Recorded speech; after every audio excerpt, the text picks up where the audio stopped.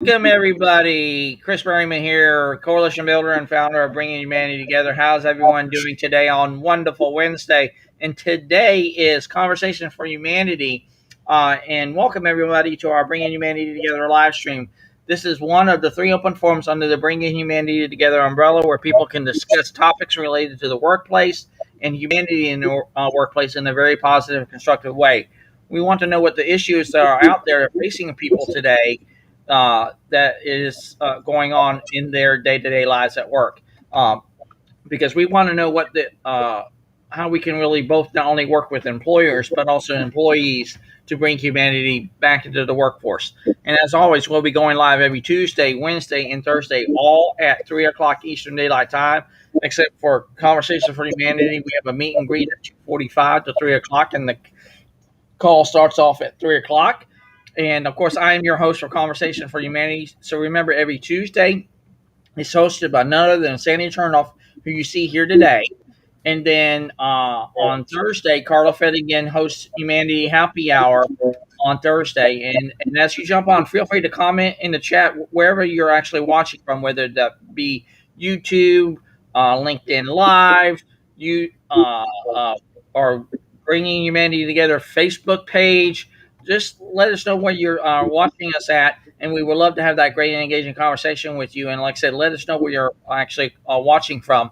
And if you're watching this on the replay, be sure to comment or put a question or whatever that might be, and use the hashtag replay and everything. And just let you all know that only 10 people can be allowed to join the live at any one given time. So if you guys want to join the live, I'll put the live link here shortly into the LinkedIn live chat, which is the comment section. And we would love to have you on. So how are you doing today, Miss Sandy? I'm good. I'm much happier today, Chris, because I'm. I guess you were happy. You got to kind of tell the audience what happened to your phone by the phone gods yesterday. I mean, that was interesting. It was interesting. I tried to phone my son on Saturday because their two boys are away at camp, and their dog is also at some kind of training camp. So the two of them are empty nesters. So I wanted to phone him and sort of tease him about it. And I tried to phone, and it said call failed. So I tried to phone my daughter-in-law. Call failed. So I tried to phone my daughter, who's here in Vancouver, because they're in Toronto. Call failed. So then I tried to phone my own landline, and call failed. So I couldn't make any phone calls. So I phoned the guy where I bought my phone, because he's terrific. And I asked him, what I should do. And he said, well, come in and see me and we'll see what we can do. So he tried a whole bunch of stuff, but he couldn't get it to work. So, and in fact, I phoned TELUS first of all and talked to a techie, and he said, oh, your SIM card is 9 years old. You need a new SIM card. So I told Erskine that, and he gave me a new SIM card, but it didn't solve the problem. So what he said to me is, you've got to go to the Apple store. Hi, Tiffany. How are you? Hi. Can you hear me okay? Yes, ma'am. Yeah. Nice to see you. At the Apple store, I made an appointment, because you have to make an appointment to go. So a technician sat down with me, and he plugged my phone into his iPad and ran a whole bunch of diagnostics. I guess they've got some kind of diagnostic program. And he said, okay, here's what we're going to do. I can see that your phone is fully backed up on iCloud. So I said, I'm going to wipe your phone clean, and then we're going to run a few more diagnostics on it, and then I'm going to upload everything again, and then it should work. So I go, okay. So anyway, that's what he did. And then I phoned my husband and told him that I was ready to come to his office so he could take me home. And I said, I'm phoning you on my cell phone. It's actually working now.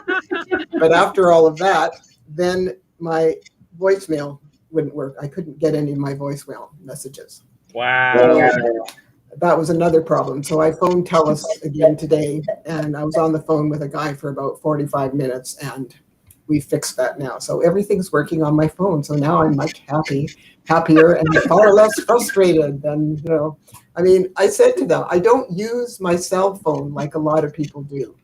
To me, because my office is here in my home, so I use my landline and I use my desktop. So I only use my cell phone when I'm out somewhere. Hi, Carla. Hey. Hello, Carla. Otherwise it's not my main phone line. It's really not. I use my landline. I'm sitting right here at my desk. I've got the landline phone right there.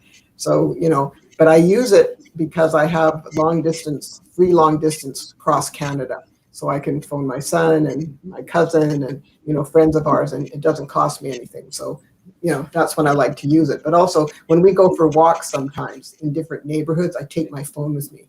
And if we walk by somebody's house that we know, I phone them and I say, hey, we're on the sidewalk in front of your house. Come out on your porch so we can have a visit. Because, during this pandemic, you can't see anybody. So that way we get to see some of our friends. So it's handy. Also, in case of an emergency, God forbid if something happened, if Yale fell or if he wasn't feeling well, you can phone and get some help. So, I mean, they are handy. There's no question about it. But I don't walk around with my cell phone in my face like this, like I see so many people. And even yesterday when I went downtown to the Apple store, I took the underground, the train, and I couldn't believe like 90% of the people sitting on that train, they're sitting there like this with their phones. I had yeah, exactly, Carl. I had mine in my purse. It wasn't even turned on. And I've had to use blue screen protector glasses, even though I don't need glasses. But from doing telehealth as a counselor and trying to do social media and everything, the blue screen light it depletes the melatonin in our brain as well, and depletes that, and it affects our vision. At the end of the day, I can't read the clock, the digital clock on the oven or the microwave or anything like that. You are affected by it.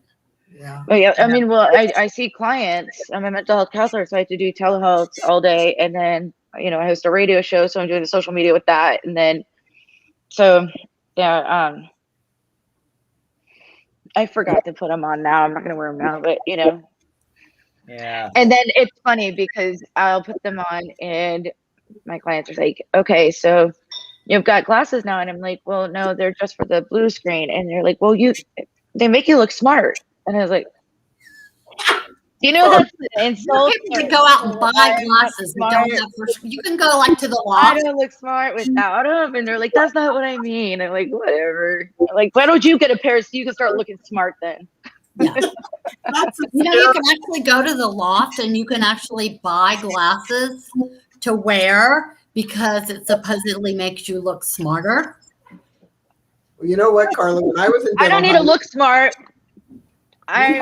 We had to wear glasses to protect from anything that flew up in our face. So if you didn't have glasses, you had to get glasses with just plain lenses in them. And that's what, so back then I didn't wear glasses. So the glasses I wore in the clinic just had plain glass in them. Now I need glasses. It's a whole different story.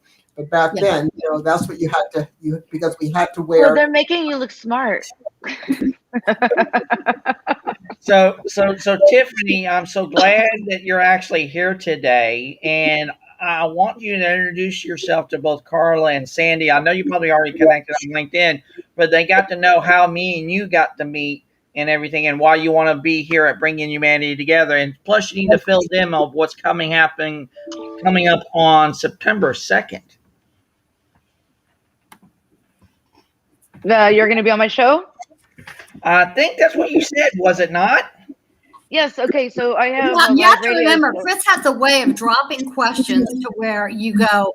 I think I answered it right though, but it's like what, July 14th, and he's asking me who's on September 2nd. I'm like, okay, so twice a week, but I'm like, well, obviously it's you if you know September 2nd. Okay, so it's nice to meet you guys, and we've been chatting a little bit through Messenger or whatever. But so I want to help humanity. I'm gonna give like personal into a nutshell, and then get through there. I lost like my parents and grandparents earlier on in age. You can see the flag. My father died from Agent Orange years after the war. But I found my mother at age 18. But no, not. I was age 18.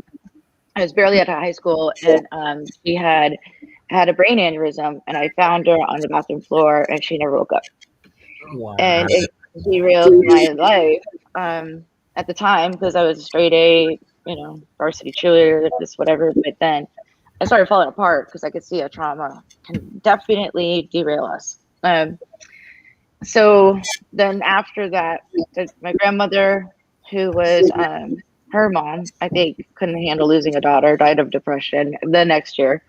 The grandmother that lived with us her whole life, lived with us in her own suite, but died a year and a half later than that. And then my father, and he was, had terminal cancer from Agent Orange and was going through a lot and started to try to redate right away. So I felt I lost like a lot of people at the same time because and then it was terminal.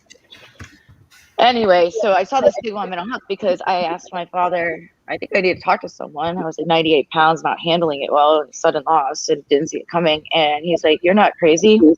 You don't need to talk to someone. And this was 26 years ago or something, 25. And, but I did. And that's the stigma on mental health. So I was passionate about psychology and working with at-risk youth for a while.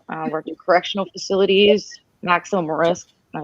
Kids that set their parents on fire in their sleep, murder, and all different areas of mental health.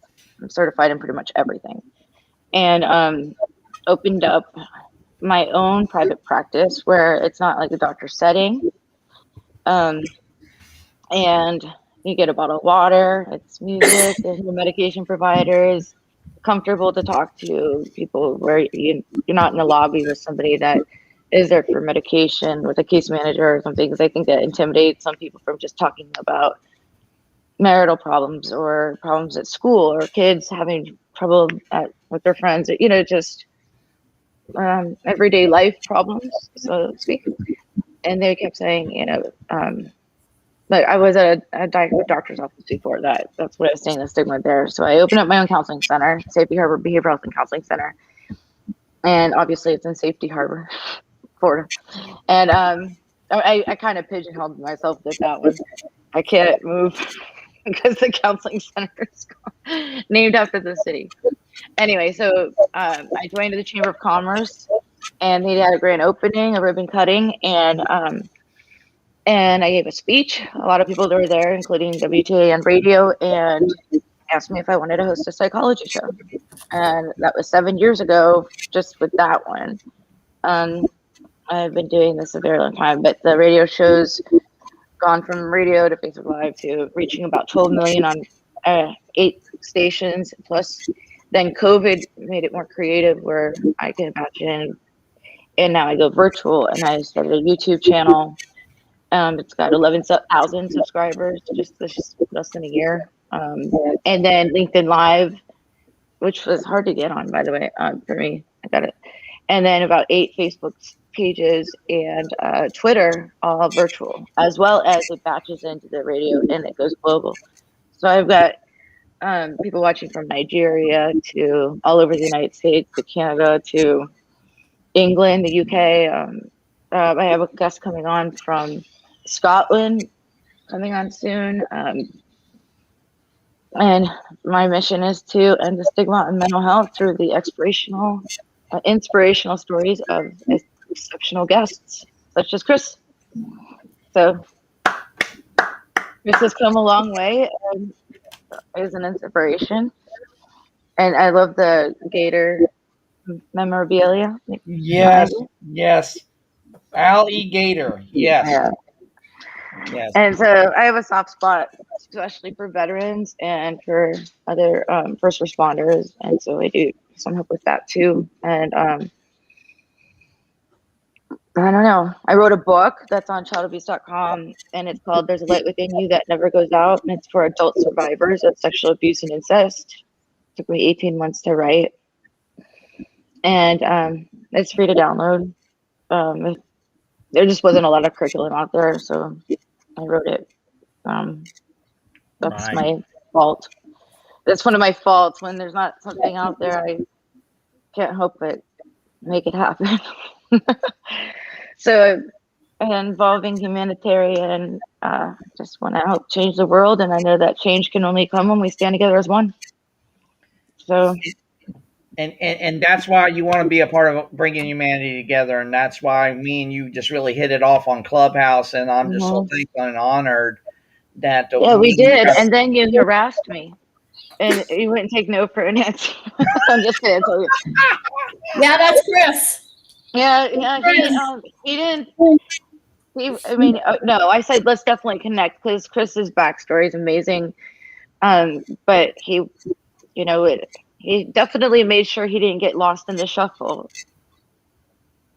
And when he kept like connecting with me, I'm like, fine, let's just set a date. I thought he just wanted to be on the show, and then he's like, wait, I have a bigger project for you. Let me help you. I was like, so I was like, if there's something else to do on my plate, that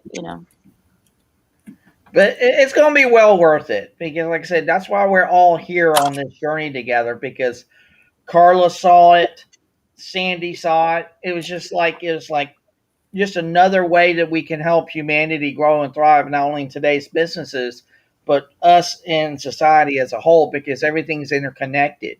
And what we were talking about yesterday, Tiffany, I want to get your take on it, is the theme of this week is about hope and everything. And as you can probably see in the chat that we have here, this is what came from one of our great partners here at Bringing Humanity Together, Patrick. He put it in these kind of 5 little questions. What I don't caused? see a chat. Yeah, it's in the private chat on their screen. So you just have to go into the private chat and just No, open it. I guess I was too late to the party. There's no. Mine's blank. I don't see Okay. anything. Yeah, no worries. So I'll read it out to you. Because this is what Patrick shared with us just today, in fact, about yesterday's call. Yesterday. What causes for hope to fade? What can be done to help restore faith in others? Can you have faith without hope, but hope cannot exist without faith? That will be a good discussion right there. How does faith factor into hope? And then at the very tail end, he says, does hope float? And then he says, laugh out loud. And that was actually a great movie, Hope Floats. Sandra Bullock and Harry Connick Jr. So, okay. So are those like several different questions, or? Yeah, that's what Patrick wanted us to discuss today about. Yes, absolutely. Well, can you copy and paste it and put it back on our private chat? Yeah, please? put it on this today's chat. Yeah. So we can have. I told you I was more visual, but okay. So I do have something to say about that. Okay. A lot of anxiety and depression and things like that are fear driven. And fear is one of the most difficult things to erase. Fear of the unknown, fear of what if, fear of death and dying, fear of success, fear of failure, fear of commitment, fear of intimacy, fear of. And the only thing that is greater than fear is hope. So when we turn those negative thoughts, negative automatic thoughts in our head that are like, I can't's a 4-letter word that I'm actually allowed to say on the radio, but I don't like to say in my real life. I don't believe in can't. A negative mindset and automatic thinking can be reversed to positive affirmations once we practice. And with hope, that's when we get out of that what if zone to like the what if. So I have this like little, I have to go get the picture, whatever I draw, and this little stick figure. I can go get it if you want, but it's like mindfulness, being in the present. So imagine a little stick guy with a little bubble thought, and he's mindful, and he's like, I have this to take care of today, right? And then there's another stick figure, and he's got a little cloud over his head, and it's like the should-haves, the could-haves, what ifs, all that stuff, and his mind's full, like, and he's mad, and he's got big fans, like in my drawing. I can say I draw almost as good as a 2-year-old, but it still gets the point across. But mindfulness, being in the present versus mindful of crap. And when we have our mindful of a lot of stuff, then we feel overwhelmed. We feel that we, that 4-letter word can't. We avoid things. We don't want to take things on because we're overwhelmed. And feeling mindful is a dangerous place to be. Like Dr. Amber Baker says, stop shoulding yourself. Like should, not the other one. But when we should, the should world, like is another bad word. And what if? Stop worrying about what the future might bring. Handle problems as they come. And so that's what would wait. Okay, so I got that part. What causes hope to fade? Well, fear and anxiety and doubt, self-doubt, in my opinion. Well, I like what John C. Maxwell says is that that hope is a choice, and we have to make that choice every day. And if you have hope, you're going to overcome fear. Well, it's just like your attitude, Carla. You know, if you have a negative attitude, that's something you decided you were going to have. If you have a positive attitude, you'll deal with things better because you've already decided that you're going to deal with it. Just like I said yesterday, you know, if you wake up in the morning and say, "Oh, this is going to be a bad day," it'll be a bad day. Mm-hmm. You wake up in the morning and say, "This is going to be a great day." No matter what comes your way, you'll find a way to deal with it because you decided you were going to have a great day. And it's all about, you know, the only thing we totally have control over in our lives is our attitude. So it's a matter and ourselves. Yeah, and how we look at things. And you know, it's not that hard to have a positive attitude about things. It's a matter of a choice. You decide. I'm not going to be a grumpy, you know, anxious, upset person all day long every day, because what kind of a life is that? You have to feel sorry for people who are in that state. Right. It's not a very good place to be. And as you and I both know, Carla, you know, people that are always stressed out and anxious, it's not healthy. It absolutely affects you physiologically. And you end up with irreversible physiological damage from those kinds of mindsets and that kind of behavior. It's very, very harmful to us. Mm-hmm. It is. I agree with what Sandy's saying. If I could piggyback off what you're saying, Sandy, I agree 100%. And we have a choice. The only person we can control is ourselves. Mm-hmm. We can't control other people, which is a lot of anxiety driven, that people want to, why aren't they doing this? Why aren't they doing that? God gives us free will. We believe in God, but I mean, even we have the free will to do whatever we want, make the choices we want. We can't control someone else. And all we can do is make the choices we have. And if we make a right or wrong choice, it's a mistake. Consider it a learning opportunity. But if we sit in the what if and the fear driven world and choose to do nothing about our situation and just complain about it all the time, it's still our choice. We're still in control, but it's a choice to remain everything the same. Well, yeah. I remember something that just came to mind when you were talking about that. And I was looking at what I was reading about John C. Maxwell saying that we have a choice. He was telling a story about how a guy lost his entire business in the Chicago fire in 1871. And the next day he went to work. He put a table up and he said, "The office is open. I didn't lose my children. I didn't lose my family, and I didn't die. So business as usual." It's a choice that we make. I hate it on the news when the news people go, "Oh, there was a fire in the apartment complex and they lost everything." But they're still alive. Their family is safe. They might have lost possessions, but they did not lose their life.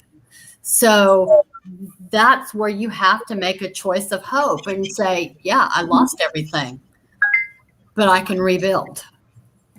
It's like a cancer patient. We were talking about that yesterday. Those are the people that have got probably the strongest sense of hope because they've made that choice, because the other choice is just not acceptable to them. Giving up is not acceptable to them. And a lot of people that go into business for themselves, when it gets hard, that's usually when they quit. They get down on themselves. I can't do it, and nobody's wants what I have to offer, this and that and the other, and they're just really dragging on the ground. And that's when people give up. You know what I call that, Sandy? A What? victim versus a survivor. Mm-hmm. Yeah. You want to play the victim role versus be a survivor. Victor. Yeah. Yeah. It's a choice. It is a choice. You can play victim all the time, or you can decide to be a survivor and overcome things that are, and it's like Tiffany said, mistakes. We all make mistakes. Human beings are very imperfect creatures. Mistakes are opportunities to learn. And you don't want to wallow in the mistake. You want to step back and go, okay, how can we fix this? Unless you want to keep making the same mistake over and over and over again, and then live the definition of insanity. Yeah. But that's, like, what kind of a life is that? You have to feel sorry for these people that are just always negative and complaining and whining and anxious. Oh my gosh. It's seriously, just, Sandy, I am in my private practice. If I get a client like that, I have to refer them out. I can't take it. I was going to say, I was just going to ask. I'm too solution focused. Because I can't. I'm not the right fit. I can sense negativity from a mile away. And I'm exhausted even thinking about having to deal with somebody like that. And I run from it, Well, have you ever seen that movie, There's Something About Mary? And Ben Stiller's laying on the chase talking about his lost loved one or whatever. And the therapist is coming back in the room with a napkin on his, chewing. Like he just came left and ate, and nobody even noticed that he was gone or whatever. I can't be that person. But there's some therapists that'll just sit there and listen, and they go, what's happened this week? What's happened this week or whatever? But they're not really helping them. I'm too solution focused. After the third session, if it's the same thing and I can honestly walk out of the room and come back and I know their story still, I'm not effective enough, and I will refer them to someone that. What do you say? So what? Now what? What are we do? What are you going to do about it? I say I can't take this anymore. My ADHD is kicking in. Unless you're going to do something about this, I'm going to find you a better therapist that's more capable of just listening to you not get better. Yeah. Hello, Lisa. How are you doing today?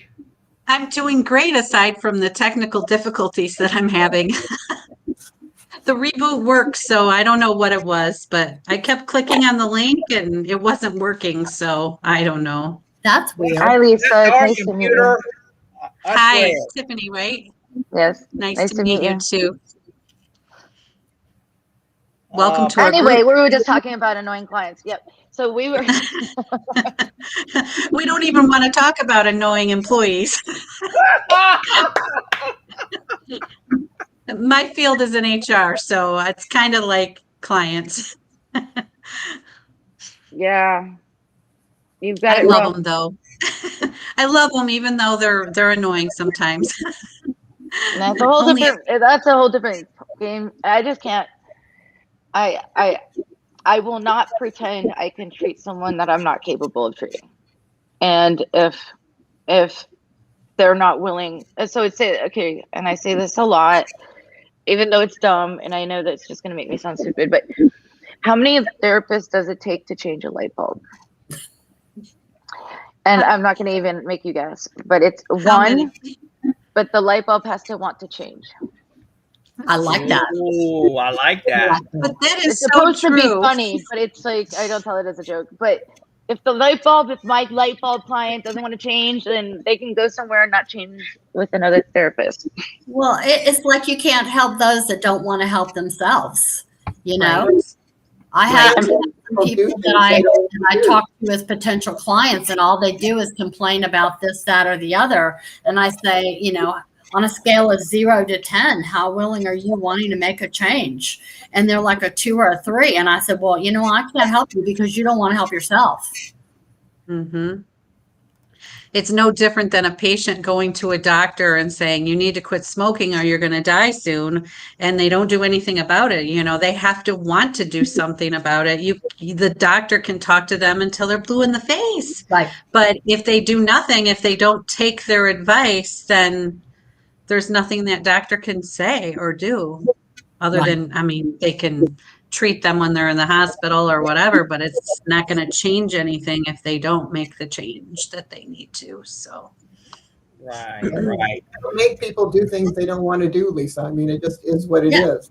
It's even hard to make your kids do things they don't want to do, but you certainly can't make adults do things they don't want to do. Or your spouse, Well, sometimes reverse psychology works with children. Wow. I'm kidding. Oh, I've used it. That's called discipline. My sister and I were just talking about that, and I said my son wants to go to school to be an engineer, and I told my sister, I said, well, I told him, if you'd rather do a trade instead of go to college, do a trade. And he's like, no, I want to go to college. And she's like, well, that's reverse psychology. She said she was going to try it on her kids. Yeah. I said, I just got lucky. there's a funny thing like with parenting and stuff, positive reinforcement you could also look at as bribery. Yeah. Or brainwashing. I mean, I started when he was 2 and told him he'd be a great engineer someday. I told him that all the time. You'd be a great engineer someday. So when I asked him when he was 12 what he wanted to do, he said, I want to be an engineer. I think my kids should go to school for meteorology. I keep telling them that. Become a meteorologist. You never have to be right. And you get a buku money. And whenever you're wrong, people are like, well, you can't predict the weather. Am I right? Like, I'm not allowed to be wrong, but they are. Yeah. I think Carla was a meteorologist in her last life. Yeah, I was. I had a previous life. I said it was today. The other day I said it was going to rain at 2:30, and on the dot it rained at 2:30. Today I said it was going to rain at 2:30, and it did.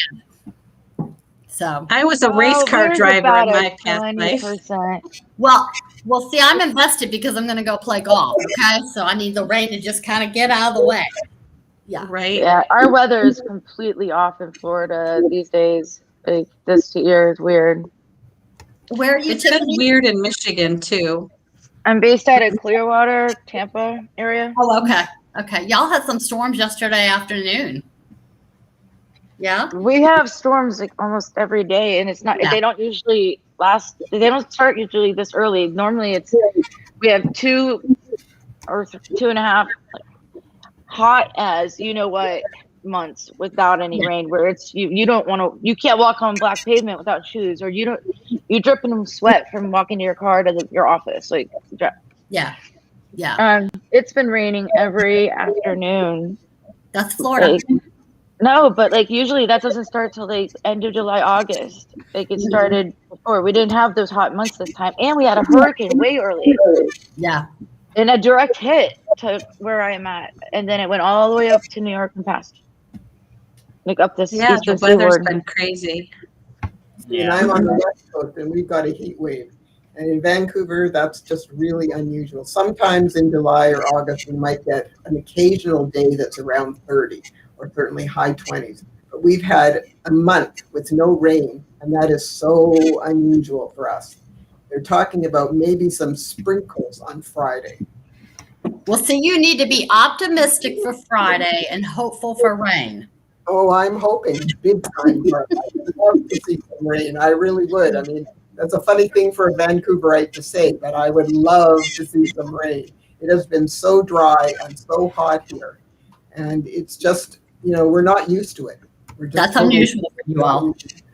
Yeah, it is, because, in the Pacific Northwest, we have a temperate climate, and, we don't usually have a lot of hot weather here. We just don't. I mean, we don't have miserable winters. We don't usually get a lot of snow. We get a little bit of snow, but usually it just gets rained away. So, we have snow on the mountains, but we don't necessarily have snow in the city. And for the summer, we have pleasant summers. We usually have, sort of mid-20 weather, which is pleasant. But, we've had a lot of, and it isn't cooling down at night. That's the other thing. It's been staying around 20 at night. I mean, it's not cooling down. Yesterday was good. It actually cooled down to 14. Hoo-ha. Yeah. You threw the windows open, huh? But it's just, and I told you, our air conditioner died, and you can't get an air conditioner. So we bought some big Dyson fans. So, we have it pointed at our bed, and it keeps us cool so we can go to sleep. But, it doesn't actually cool the room down. It's not like having air conditioning, but at least it makes it comfortable for us to be able to sleep. Yes. But I called my air conditioning and heating guy, Dane, and I told him, I said, Dom, keep your eyes and ears open. If you do find the kind of air conditioner that we have here, then please get it for us. And then you can come and take away the one that's broken and put in the new one. And I said, I don't really care when it is, but we need to do it. So he said he would do that for me. He's a very nice fellow. But it's just, you can't get them. And they've all raised the prices for them because when we initially put in the air conditioner, it was like, I don't know, between $3,000 and $4,000. The price, the quote I got from Don when he contacted his suppliers was the air conditioner installed would be almost $12,000. I said, I don't think so, Don. I'm not doing that. Mhm. He said, I'm not surprised. That's why he sent it to me in an email. He said, I figured you wouldn't go for it. I didn't want to talk to you about it. I said, okay, fair enough, chicken. We actually have 2 units, one for the upstairs and one for the downstairs, and one of them went out. It's Carla. Huh? So we had 2 zones on ours. And you could rent it upstairs or downstairs or both. Yeah, well, we actually have 2 separate units, and one of them died on us, and we thought, well, the other one's going to die within a year or so, and we ended up getting two units, and Right. and it's like you hate spending that kind of money, but and you can go, oh my God, I had to spend. I can't even remember how much we even spent for it, but I look at it this way. I hate paying interest for stuff. I hate putting stuff on a credit card or whatever, but I have the ability. This is the positivity. I have the ability to do it. I could pay for it cash-wise, outright with cash, but I don't want the government to take that money as income.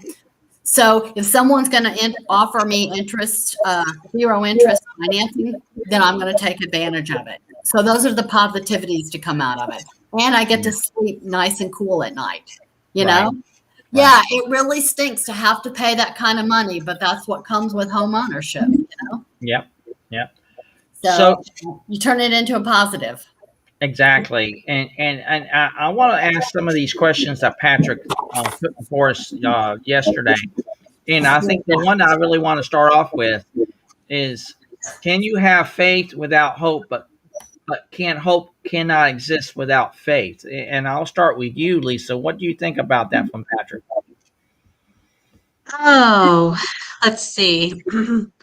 I think you can have hope without faith, but it depends on what you mean by faith. So I think that hope and faith are kind of similar to one another. In that when you're hoping something, you have faith that something's going to turn around. I think it's that light at the end of the tunnel that you see. So I think they're intertwined, but one person might call it hope, one person might call it faith, maybe. Yeah, it's all from each person's unique perspective on things, and I believe that, and I truly. I truly believe everything's interconnected. You can't have one without the other.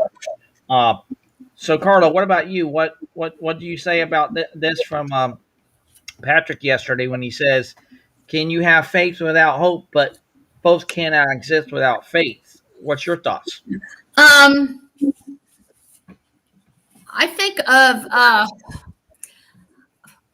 of faith is almost as being optimistic that things are going to happen. Like you said, they're interconnected, and that the hope comes with the mindset of knowing that good things are to come.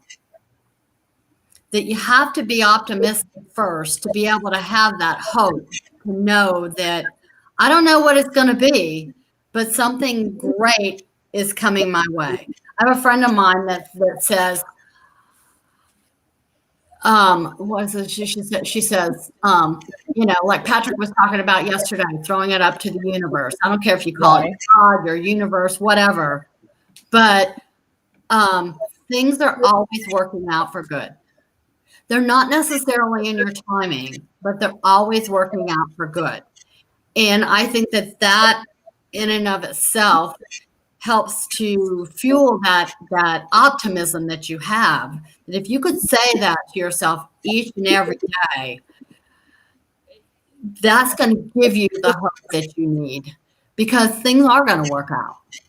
Right. A lot of people say, I think God's perfect timing. It's the universe timing, whatever you want to call it. it's that thought that I have hope that things are going to work out for good. Right. Sandy, your thoughts? Well, I kind of agree with what Lisa and Carla said. I think that, a lot of it has to do with your attitude, Chris. And I think that, if people are hopeful and they have faith that things are going to work out, then usually they do. I mean, yesterday I was pretty hopeful that we were going to be able to fix this phone problem. And lo and behold, yes, we fixed it. So, it was just a matter of getting the right help. And when my technician said that I had to go to the Apple store, so I brought it off to the Apple store. That's why I left you guys yesterday. And the technician there plugged me into his iPad. He had some diagnostic tool on there, and he went through my phone and diagnosed whatever. And then he said to me, "Well, you've been really good. You back up your phone regularly." I said, "Yeah, I just did it about 2 days ago." He said, "Well, no problem. I'm going to wipe your phone clean, and then we'll download everything again from the iCloud, and we'll get you going again." I went, "Okay, if you say so." So anyway, that's what he did. And then That's called faith. Faith in the Apple guy.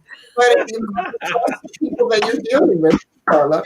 And so that's what he did. And then I opened up my phone, and guess what? I made a phone call, and I phoned Yale and told him I was done, and I was going to walk over to his office so he could take me home. I said, "Guess what? I just phoned you on my iPhone." He goes, "Oh, wow." I said, "Yeah."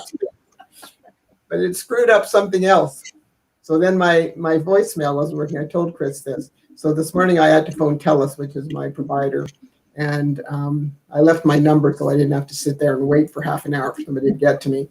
And then the technician phoned, and we were on the phone for about 45 minutes, and he did a number of different things, had me do stuff on the phone. And ultimately he fixed that too. So now everything's back to normal. There you go. And I don't need to worry. So, but I was pretty hopeful, Paula, that things always work out. That it was going to get fixed. You just need to go to the right place and the right people.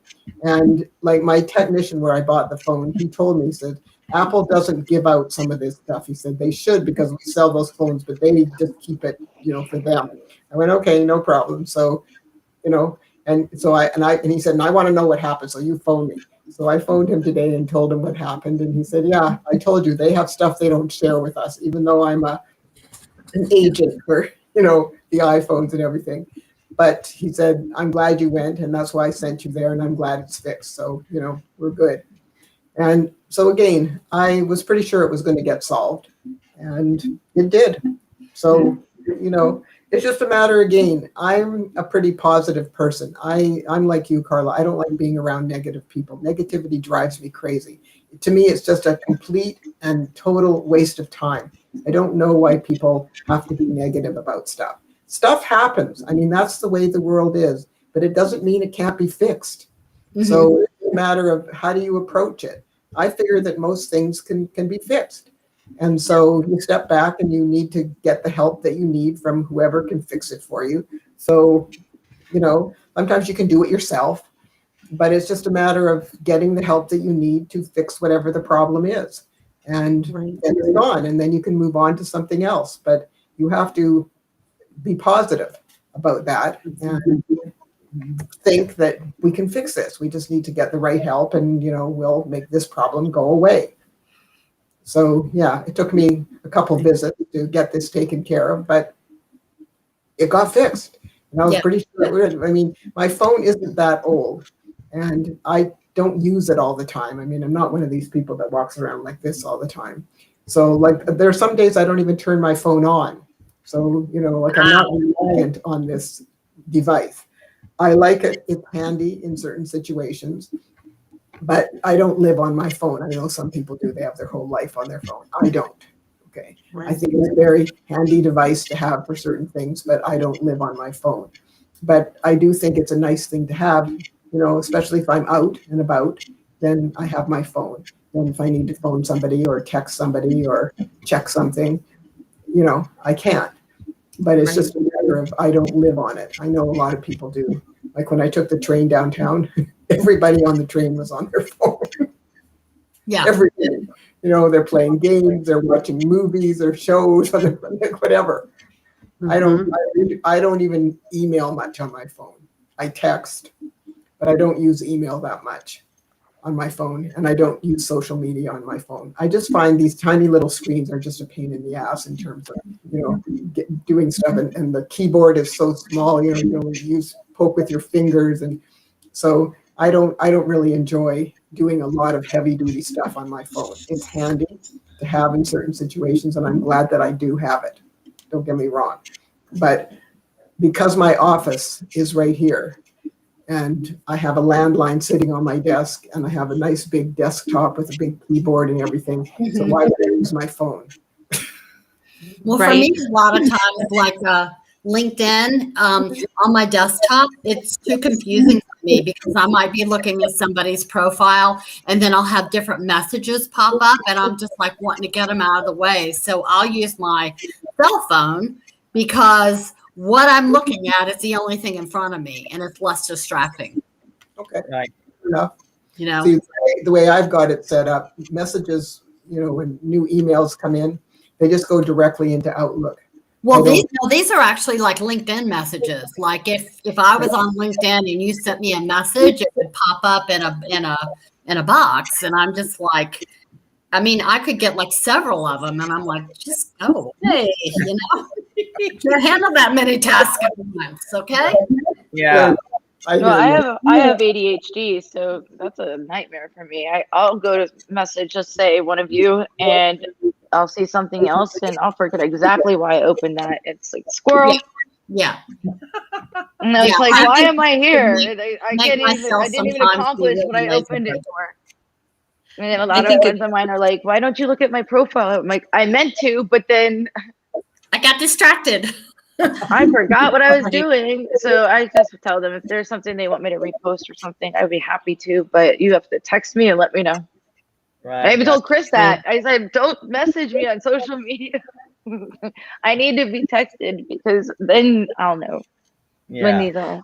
So let's go to your question, Tiffany. How does faith factor into hope? I would love to hear your thoughts on that. That's not my question. I was helping you out. I think that was one of Patrick's questions. It was the fourth one that you read in the beginning. Oh, okay. Yeah, that from Patrick. I was helping you out with captions. Okay. Just while I was sitting here. I multitask pretty well. So let's discuss that. Yeah, absolutely. How does faith factor into hope? I put that there because I wasn't like eager to answer it or anything, but it's helping you out. But it considers like what faith means. I think you can say, in my opinion, sometimes faith often means courage and belief in oneself. So if you're, faith in God or faith in yourself, faith, courage to overcome, like what Sandy was saying earlier about overcoming things, even if it's scary, just to get through it or whatever. But faith factors into hope because if we don't believe in ourselves, who will? Right. We need to believe in ourselves first and foremost, and other people will believe in us too. So we have to have faith in ourselves, and wherever that comes from, to each their own. But if you don't love yourself and you don't believe in yourself, then you're going to miss out on a lot of opportunities down the road and a lot of regret. Regret's the worst to live with, in my opinion. I hate regret. But so that's how I would put it. Besides, why would anybody trust you if you don't trust yourself? Point. People can read through fear. People can read through insecurities and things like that too. Yep. I think some people are intimidated by confidence and things like that, but that's on them. If we're confident and we believe in ourselves, all the hate or whatever rolls off our back like water on a duck's back. Mm-hmm. Hit me with your best shot. That's right. That was a good song, in fact. I love that. Fire away. It was a great song. So what's your thoughts on that, Lisa? As far as, if we don't have faith in ourselves, no one will. And you have to love yourself first. I totally agree with that 100%. You have to have that, and eventually everyone else around you will as well. or they won't, and they're just haters, and we don't need them.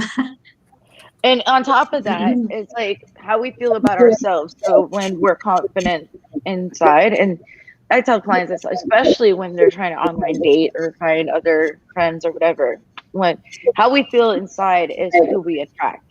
So if we're confident people, we're going to try to attract other confident people. If we're wounded birds or victims or whatever, we're going to attract other wounded birds. If we feel healthy or, whatever it is, because we're going to relate to them. And confident people don't want to hear the victim, the BS and stuff like that, but other wounded birds do, other victim role birds, but and so when people are like, I'm wounded, but I want to get online dating or whatever, like, no. Probably not a good idea. You're going to end up in therapy for a whole different reason. Yeah. Let's work on you, finding you to love yourself first so we can find the right person for you to love. And that will reciprocate in return rather than feed off of you or, lower your spirit. Mm-hmm. Yeah. I cannot tell you how many times I've talked to young people and told them, stop looking. Do the things you love to do. Be out there, be bold, be confident, be secure in yourself, because you would much rather have somebody that appreciates that than somebody that doesn't appreciate that. And you don't need to be looking like a dog sitting under a buffet table waiting for food to drop. Get out there and do you, because no one wants any scraps. You're going to find people that you love to be around, and they're going to be your friends, and then it's going to grow from there. And they're going to like to do the things that you do. Right. Positive people attract positive people. You want to deflect negative people, be positive. Yeah, but there's there's kind of a double-edged sword with that. Positive people attract desperate and be so positive that if somebody says, you're so positive, I can't handle you, that's exactly where you need to be.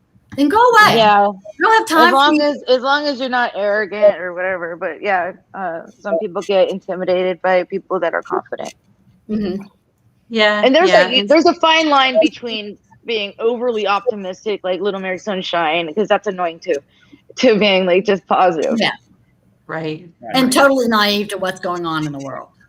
Like I had this one colleague, and I was like, "Oh my gosh, a leak in our roof," and she's like, "It's how it should be." And I was like, "Can you just say it's BS? Let me vent." And finally, she's like, "Well, it is what it is." I'm like, "No, it's not supposed to be leaking." Like, let me vent.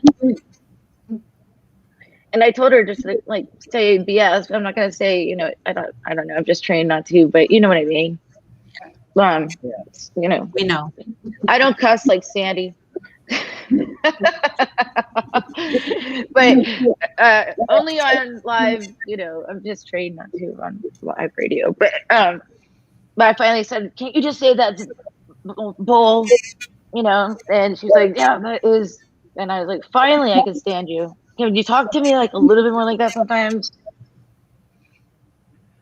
So let me bring this question up, and I want to get your thoughts on it, ladies. What can be done to help restore faith in others? What can we do? How do we start that process, Sandy? Well, I think the first thing you have to do, Chris, is listen to them and find out what it is that's preventing them from wanting to move forward or, from being positive about things.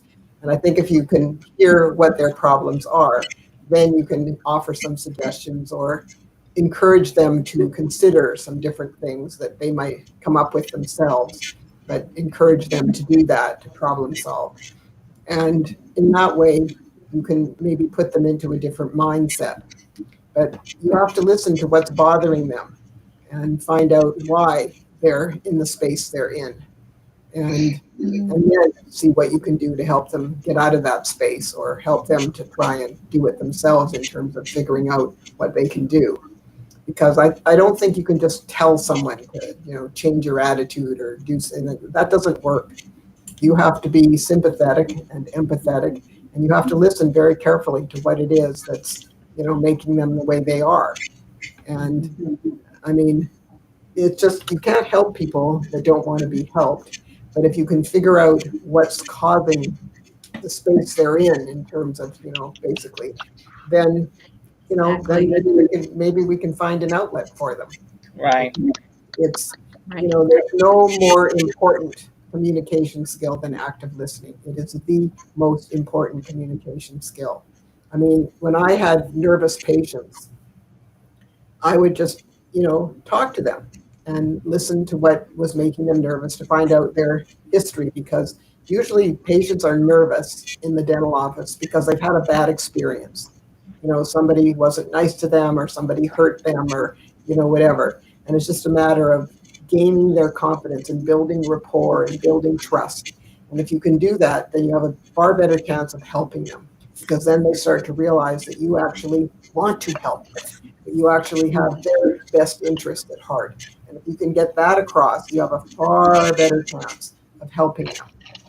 It just, otherwise they won't listen to you, because, why would they listen to you? Who are you?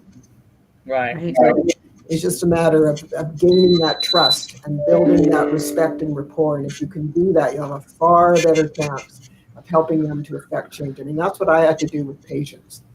I had to get across to them that I really had their best interests at heart. And that was why I was teaching them how to brush and floss, and, encouraging them to move forward with some of the treatment protocols that have been recommended, and why. And, do you want to end up with a broken tooth that's going to be more expensive to fix in the end, or do you want to fix this while it's still small? Just different kinds of things to help educate them a little bit so that they could make a more informed decision, if you will. Again, it's not rocket science. It's really not rocket science, but it's about how to deal with people. And that's a real skill in itself, Right. Some people have that gift and some people don't have that gift. So Right. it's a matter of listening. Got to listen. Exactly. Your thoughts, Lisa? So, you know that from HR. You got to listen to everybody. Yes, you learn how to listen, that's for sure. I would say the same as Sandy. The first thing is you have to understand the problem or the issue. If you don't understand that, then any suggestions that you provide either are going to be way off base, or they're just not going to help the individual because you have no clue what's going on. And again, like Sandy said, they have to want to change. I have someone in my life that I talk to regularly when bad things happen in their lives. I try to coach them and guide them through things and say, why don't you do this or do that? And, after listening to what the issue was, and there's always an excuse. So sometimes people just don't want to change. Right. Like the light bulb. Exactly. Just like the light bulb. And so again, they have to want to change. And if they want to change and you truly have listened to what their issue is, and if you can understand what their issue is, if it's something you've never been through and you don't really understand it, you may want to refer them to someone else that maybe has more experience in that situation. Or just say, hey, here's some suggestions. I've not really had that happen. So, you may want to reach out to other people for help as well. Right. Because you may not be able to help them because you may not have any real knowledge about the situation. So. Yeah. Carla? And I could piggyback off that if you want. Or no, Go ahead. Go ahead. No, I didn't want to interrupt, but it's like just I love what you guys are saying, because I'm solution focused, and a lot of times people are reacting to what's going on currently, but there's a root of it, and it could be from childhood, it could be from triggered, it could be from the past, unresolved trauma, unresolved anything, and we got to get to the root of the problem before we can figure out. There's so many people that hate certain situations that are happening now, but then I do a psychological evaluation, and it stems from something way different. And they're just coping with it negatively or self-medicating or whatever it is, and not really getting to the actual problem itself. And it could be from fear of being labeled, fear of addressing the problem, or fear of change, or whatever it is. But knowing where the problem stemmed from, then we can offer positive solutions or options to help them through a positive, get Right. them through a negative thing. Because with every negative has a positive counterpart. Everything has a silver lining. It's It just does. how you look Right. at it. That it does. And Tiffany, I like what you say there in regards to getting down to the root of the problem, because I think most times, you know, you look at someone who maybe bullies or something like that. Mm-hmm. There's usually a situation in their childhood or the way that they were raised that causes them to behave in the Yeah, way that they do. And so if you can get to more the often root of than the not, issue, mm-hmm, whether their yeah, parents were supportive or are they people pleasers because their parents didn't compliment them enough growing up, or were they not appreciated or neglected mm-hmm, or put down or over like sheltered, or I mean there could be so many different things from childhood, or abused or neglected emotionally, physically, so many things from just even growing up. It could be a sibling that could have damaged, things like that. mm-hmm, School exactly. bullying, things. And there's a lot of things from the past that develops into how we are as adults. Mm-hmm, Right. Right. exactly. What for me, ladies, when it comes to hope, and I spoke about this a little bit yesterday, and I think it still rings true today on today's conversation. You can't have hope without, at least in my experience, willing to take that next step forward. You're not willing to do that. If you're unwilling to take that step, then you're not going to go anywhere. And see, I go by the mindset of the power of positivity and the power of possibility.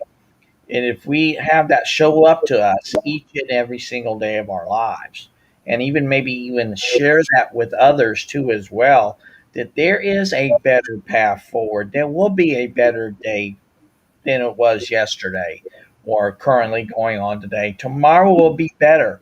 It's like back in the Dark Knight movie. Um, they say that it's the darkness before the dawn. Well, we understand that darkness. But see, if we embrace the darkness and see that there's going to be light at the end of the tunnel, there's that balance. You can't have all dark without light, and you can't have all light without dark. They're interconnected. But when you see that fine balance that's there, then you can really see your space in place in this whole thing called life. That's there for you to not only to grab and seize and take hold of. Right. There's just so much there. That's so funny, Chris. The title of my book is "There's a Light Within You That Never Goes Out." Ooh, I like that. Yes. Yeah, yeah. And humanity can be that light. And I believe in it. We can be that light that never goes out. Uh, but Tiffany, that's why I would like for you to be a part of this journey here of bringing humanity together. Because we can bring our unique skills, talents, assets, experiences to the very table of humanity that can give people that hope when they think all hope is lost. We can be Mm-hmm. those ones that will be able to take that next step forward. And yet, the journey of 1,000 steps begins with that first step. Sometimes we just need that little nudge. Lisa might give that nudge to me tomorrow and say, "Hey, Chris, you got to go a little bit further today. You got to go a little bit forward." And Yeah, and sometimes, there's some days you take a few steps backwards, and that's okay. That's going to launch you into something even better. exactly, exactly. And we feed off each other. And that's what I truly believe, Tiffany, humanity is so unique by design that we can come together as a collective, but yet we can come at it from different perspectives, different ideals, different ways of doing and ways of being, because that's what works for us as an individual. If we was to go to our social media profiles today and see that very same icon across all our social media platforms, we become the very same robot that we swore we never wanted to become. We won't Yeah. have no individuality. We won't have no feeling. We won't have nothing. And hope doesn't thrive off nothingness. If you don't have that hope, then you'll be going into that nothingness, and you can't give nothing, you can't receive nothing, you can't do nothing. So we have to be that light. And I'm glad you said that's the title of your book, because I truly believe we can be that light for others to light their way. And maybe within that lighting of the way, they may can even light our way even bigger and brighter than what we already have. Again, we're interconnected. It's already there. Like-minded people. You guys, I know we end at 4, but I have to hop off a little early, unfortunately. But I have a client, and I have to prepare for. It's been a pleasure talking with you. I hope to do this again. Oh, we will. We look forward to seeing you again. Yeah, Yes. it'll be such a thrill working with you, Tiffany. We're so glad and honored. Well, you and, guys are all sweethearts, so I'd be happy to. Great. We'll Nice. talk soon. I'm going to have to. Can you? How do I Absolutely. log off? You're gonna have to Thank log you, me out. Thank you. Bye. See you later. What do I just do? Oh, never mind. I see the thing. But everybody have a wonderful day. You And too. I'll talk to you guys soon. Bye. And Bye. closing out the show. Change can only come when we stand together as one, right? That's And right. be kind to Absolutely. yourself and a stranger. You never know what they're going through. That's right. Take care. Bye-bye. Bye, Tiffany. Talk to you soon. That's powerful, ladies. That is powerful. Those are the kind of people that can not only move mountains, but they can move people. And she's done it for 7 years. Thank God to people like her. I Exactly. mean,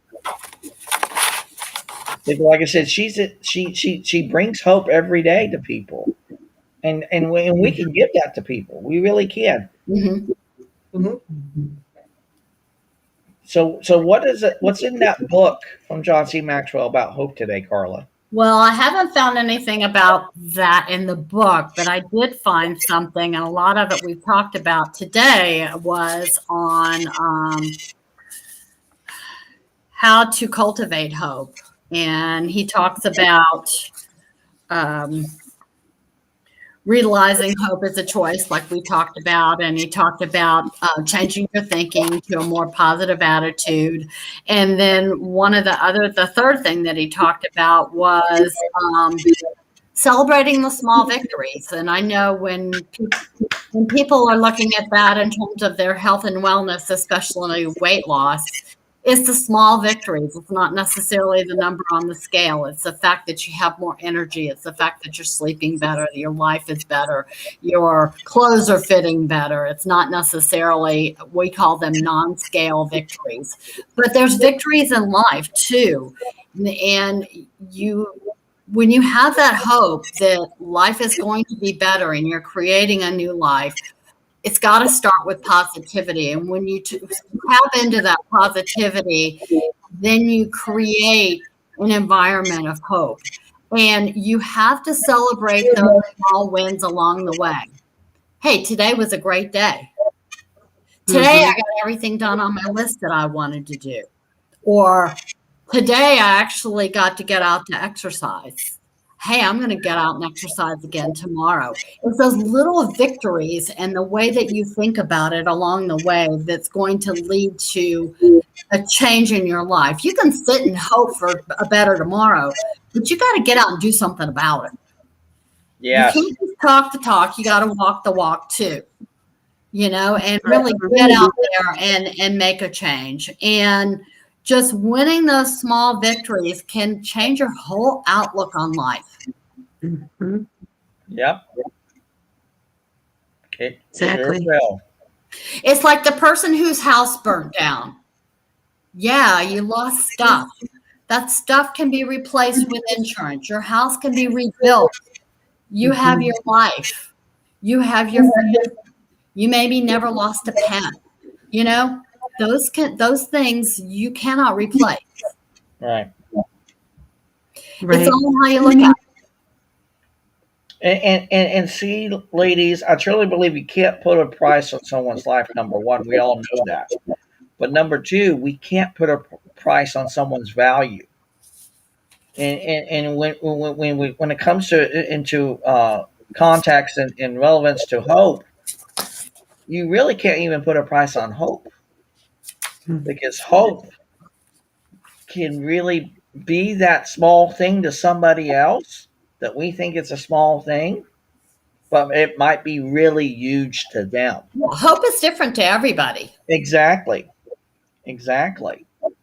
And like you said, Carla, those small victories can really be big for someone else, but yet we still need to celebrate them. Oh, yeah. Because those small victories are sometimes they might be few and fleeting, but they matter.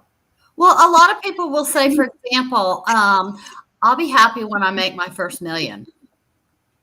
And then that happens. And then they go, well, I'll be happy when I make X amount. And there's so much of life to be lost and enjoyed because you're waiting for some goal that's way the hell down the line. And you're not celebrating the fact that you changed somebody's life and the fact that this happened and that happened. All these small victories along the way, you've missed out on a whole lot of life and a whole lot of joy because you are so far-sighted on that goal way down there that you're missing out. Yes. Right. Or And waiting for something that's not attainable. I'll be happy until I reach X point in time. What happened to all those little things along the way? Mm-hmm.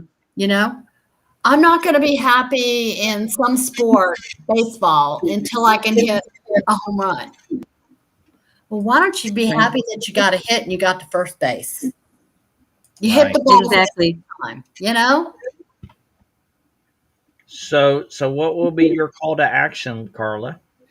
My call to action is don't just talk about hope, act on it. Start with positivity to create hope in your life. Right. Lisa? To me, that's about as call to action as you can get. Stop talking about it. Start doing it. It's like you said, talking the talk isn't enough. You got to walk the walk. Mm-hmm. You want to get anything done, you got to do it. Mm-hmm. So, Right. you know, grabbing it and Yeah. starting on it. If you don't start on it, it's never going to happen. To hear people say, oh, I hate my job, I hate my boss, I hate my manager, I don't like to get up in the morning. So what? Now what? Are we going to complain about it? Or are you going to think you're going to be grateful that you have a paycheck coming in every week and do something to find something else to do? Right. You're going to sit and talk, sit and complain about it, or are you going to take action on it? Right. Right. Well, and again, Exactly. you know, adults in general spend more time at work than they spend anywhere else. You hate your job, you hate your life. You better enjoy what you do. Not a Exactly. place to Exactly. be. So But- you Exactly. really enjoy your job. But we have to give kudos where kudos needs to be given today, and he's not here today, but I wish he was. Patrick, you did a fantastic job with those questions today. Mm-hmm. I just can't wait for you to give us more insight to clarity with questions becoming for all these conversations moving forward, because those questions was just hitting home runs left and right. And thank you, Tiffany, today for being on Conversations for Humanity with us today. We're so humbled and honored that you want to be a part of this with us and take that journey with us, because hope can be, I truly believe it, hope can float, and we can be that floating hope vessel that's out there in the universe that they can say, hey, bringing humanity together is not only bringing humanity into business and beyond, it's bringing hope and beyond. Right. And we can do that. We can be those people who be those ambassadors for humanity. And I truly believe in that. So for my call to action today, ladies, is again, take the initiative to take that first step. Invite someone to be able to say, hey, how can I help and serve you? And show them that courtesy of understanding, empathy, wanting to really, like I said, hear them out and really see where they want to go. And sometimes it might be that just a little nudge and say, hey, maybe I can help you just by just doing this little bit. And maybe that will make the biggest impacts in their lives and maybe in the lives of yourself too as well. And just like I said, just start, like Carla says, start talking the talk and walking the walk and just embracing it. Exactly. Stay positive and keep hope alive. Because you start attracting those kind of people into your life.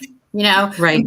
When people talk to me about how, oh, I got off of social media because everyone was so negative, I say, look at how you're presenting yourself on social media. And if you're diving into that negative, you're going to attract negative people. Mm-hmm. If you make it positive and you refuse to go down the rabbit hole of negativity and politics and all that kind of stuff, even though I did have a rant about Facebook and Instagram yesterday, if you put out there, you attract. Well, sometimes on social media, though, you can get bogged down by the post you're not even participating in, because I had that similar situation when we were all up in arms about the politics in this country for a while. I had to get off of Facebook because there was just so much negativity on there about either of the politicians, and I just had to say I need a break from this because you couldn't talk positively to any of them because they were just downright negative about everything. So I just said, I'm not going to participate. I'm just going to take a break and get off of here because I'm not getting into it, because I think we should all have our own, be able to believe what we want to believe and support who we want to support. That's the American way. And talking negatively or down to someone because they support one politician over another is just, there's no place for that. That's why there's a mute button. That's where you can mute conversations. And I thank God I don't have those kind of people on my feed. So and some people just regularly post negative things. And for those people, I just quit following them because I don't want to see the negative posts. I just don't want to be a part of it.